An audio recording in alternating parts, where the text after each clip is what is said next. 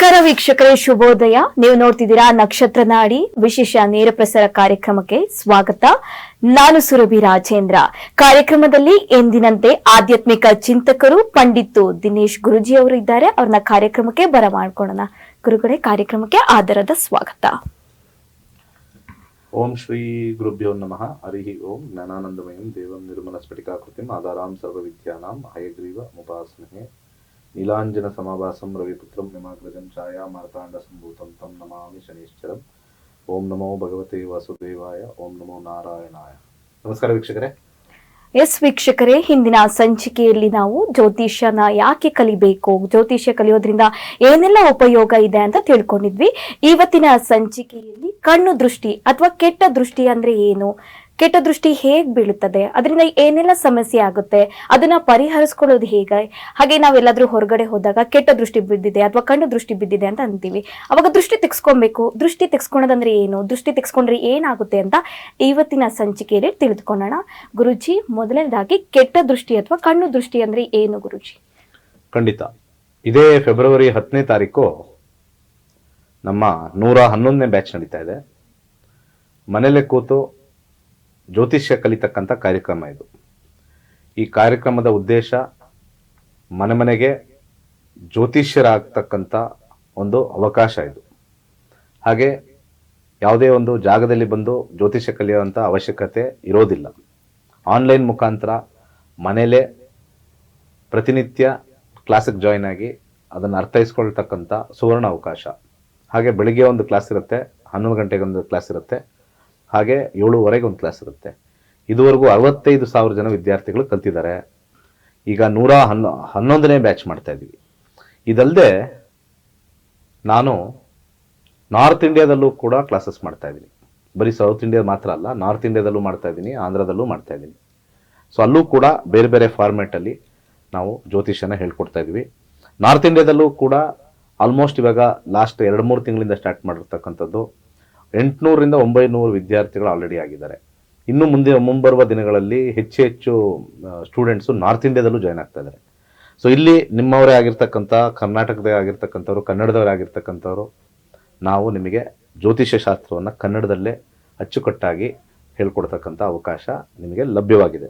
ಅದರ ಜೊತೆಗೆ ಭಾಳ ಮುಖ್ಯವಾಗಿ ಜ್ಯೋತಿಷ್ಯ ಕಲಿತಾಗ ಇವತ್ತು ನಾವೇನು ಮಾತಾಡ್ತಾ ಇದ್ದೀವಿ ಕಣ್ದೃಷ್ಟಿ ಬಗ್ಗೆ, ಅದನ್ನೆಲ್ಲ ನಿವಾರಣೆ ಮಾಡ್ಕೊಳ್ಳೋಕ್ಕೆ ಆ ಜ್ಯೋತಿಷ್ಯ ಶಾಸ್ತ್ರದಲ್ಲಿ ಬರ್ತಕ್ಕಂಥ ಅನೇಕ ಏನಂತಾರೆ ಒಂದು ಪರಿಹಾರಾರ್ಥಗಳನ್ನೆಲ್ಲ ಜಾತಕದಲ್ಲಿ ನಿಮಗೆ ಭಾಳ ಸಂಕ್ಷಿಪ್ತವಾಗಿ ಹೇಳ್ಕೊಡ್ತೀವಿ.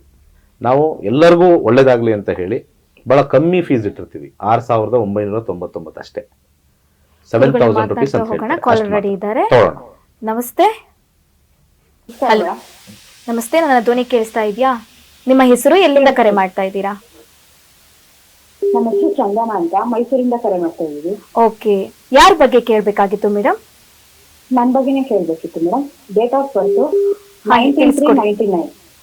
ಹೇಳಿ, ಹುಟ್ಟಿದ ದಿನಾಂಕ ಹಾಗೂ ಸಮಯ ತಿಳಿಸ್ಕೊಡಿ. 19/3/1999. 19/3/1999. ಸಮಯ ಬೆಳಗಿನ ಜಾವ 3 ಗಂಟೆ. ಓಕೆ, ಹುಟ್ಟಿದ ಊರು ಯಾವುದು? ಮೈಸೂರು.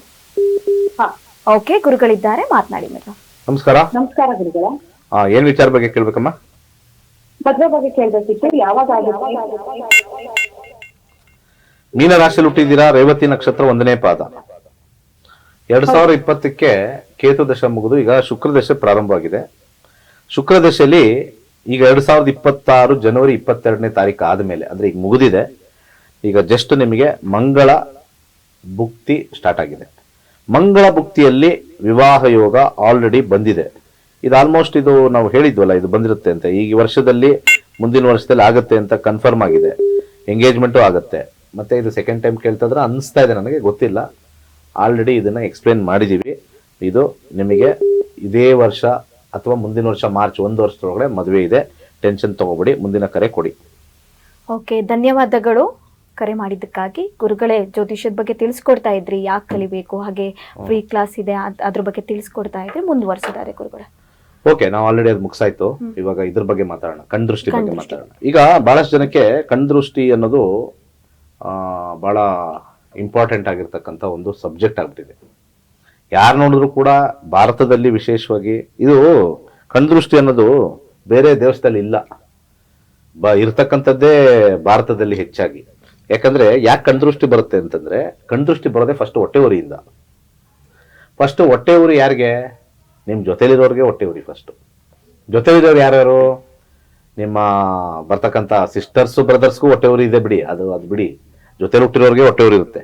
ಅದ್ರ ಜೊತೆಗೆ ನಿಮ್ಮ ನಾದ್ನಿಯವ್ರಿಗೋ, ನಿಮ್ಮ ಅತ್ತೆಯವ್ರಿಗೋ, ನಿಮ್ಮ ಮಾವನವ್ರಿಗೋ ಏನಾರು ಒಂದು ತಗೊಂಡ್ರೆ, ಸೊ ನೀವು ಕಷ್ಟಪಟ್ಟು ನೀವು ಮಾಡಿರ್ತಕ್ಕಂಥ ಒಂದು ಏನಂತಾರೆ ಸಾಧನೆ, ಅದ್ರ ಮೇಲೆ ನೀವು ಕಷ್ಟಪಟ್ಟು ನೀವೇನಾದ್ರು ಪದಾರ್ಥ ತಗೊಂಡ್ರೆ ಅದಕ್ಕೆ ಜನ ಹೊಟ್ಟೆ ಉರಿ ಪಡ್ತಕ್ಕಂಥದ್ದು ಇರುತ್ತೆ. ಒಂದು ವಿಚಾರ ಶಾಸ್ತ್ರದಲ್ಲಿ ಏನ್ ಹೇಳುತ್ತೆ ಹೊಟ್ಟೆ ಉರಿಗೆ ಅಂತ ಹೇಳ್ತಾರೆ. ಗುರುಗಳೇ ಮಾತನಾಡೋಣ, ಕಾಲರ್ ರೆಡಿ ಇದ್ದಾರೆ.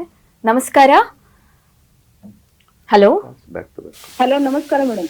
ಮೇಡಮ್, ನಿಮ್ಮ ಹೆಸರು ಹಾಗೆ ಎಲ್ಲಿಂದ ಕರೆ ಮಾಡ್ತಾ ಇದ್ದೀರಾ? ನಾವು ಬೆಳಗಾಂದಿಂದ ಮಾತಾಡ್ತಾ ಇದ್ವಿ. ಓಕೆ, ಯಾರ ಬಗ್ಗೆ ಕೇಳಬೇಕಾಗಿತ್ತು ಮೇಡಮ್?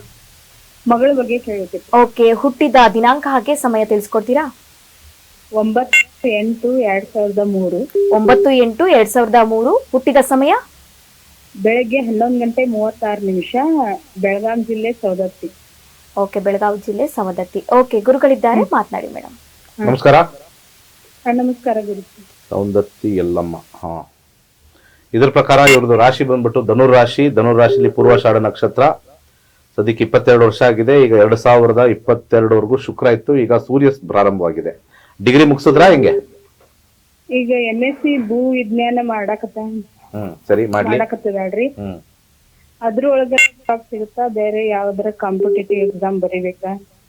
ಸೂರ್ಯ 10 ಅನ್ನೊಂದು ಕಾಂಬಿನೇಷನ್ ತೋರಿಸ್ತಾ ಇದೆ. ಸ್ವಲ್ಪ ಗೌರ್ಮೆಂಟ್ ಉದ್ಯೋಗದ ಕಡೆ ಸ್ವಲ್ಪ ಒಲವು ಕೊಡ್ತಕ್ಕಂಥದ್ದು ನನ್ನ ಸಜೆಷನ್ ಹೇಳ್ತಾ ಇದ್ದೀನಿ.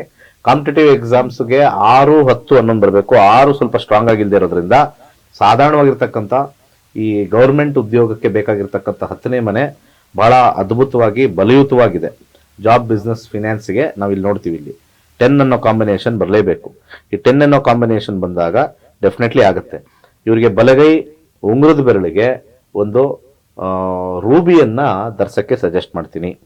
ಅದ್ರ ಜೊತೆಗೆ ಒಂದು ರುದ್ರಾಕ್ಷಿಯನ್ನ ಸಜೆಸ್ಟ್ ಮಾಡ್ತೀನಿ. 3 ಕಾಂಬಿನೇಷನ್ 10 ಕಾಂಬಿನೇಷನ್ ಇವರಿಗೆ ಸಕ್ಸಸ್ ಕೊಡ್ತಕ್ಕಂಥ ಒಂದು ಕಾಂಬಿನೇಷನ್ ಅಲ್ಲಿ 2 ಮುಖದ ರುದ್ರಾಕ್ಷಿ. ಯಾಕಂದ್ರೆ ಈ 3, 10 ಕಾಂಬಿನೇಷನ್ ಬರ್ತಕ್ಕಂಥದ್ದು ಚಂದ್ರನಿಂದ ಬರುತ್ತೆ.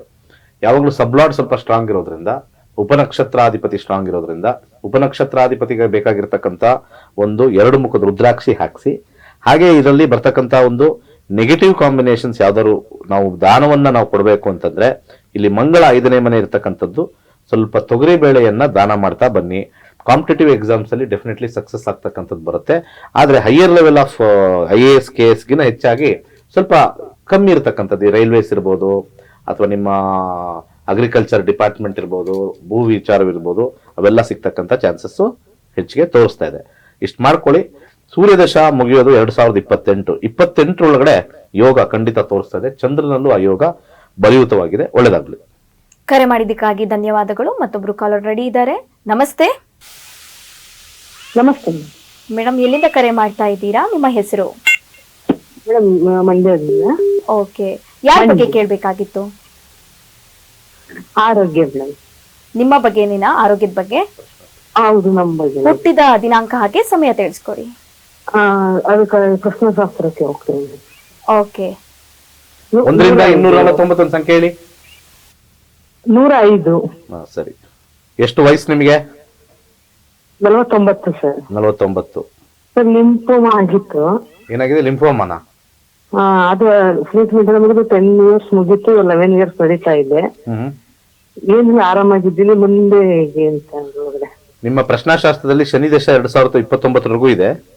ಶನಿ 7-7 ಕಾಂಬಿನೇಷನ್ ಹೆಲ್ತ್ ಅಲ್ಲಿ ಅಷ್ಟು ಪ್ರಾಬ್ಲಮ್ ಕೊಡಲ್ಲ.